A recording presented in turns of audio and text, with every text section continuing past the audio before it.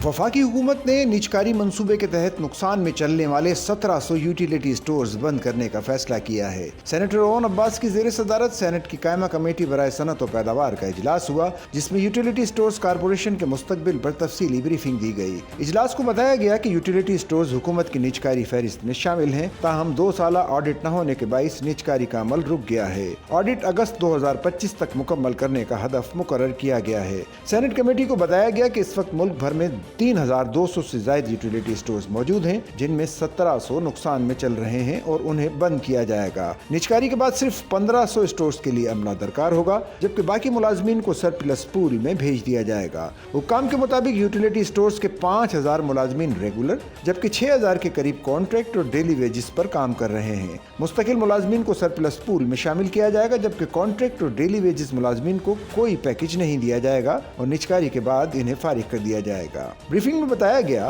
कि utility stores corporation का माहाना खर्च 1 अरब 2 करोड़ रुपए था, ताहम नुकसान में चलने वाले स्टोर्स बंद करने से ये कम होकर 52 करोड़ रुपए रह गया है। एक माह में नुकसान 22 करोड़ रुपए कम हुआ और मजमूई नुकसान 17 करोड़ रुपए कम होकर 50 करोड़ रुपए तक आ गया है।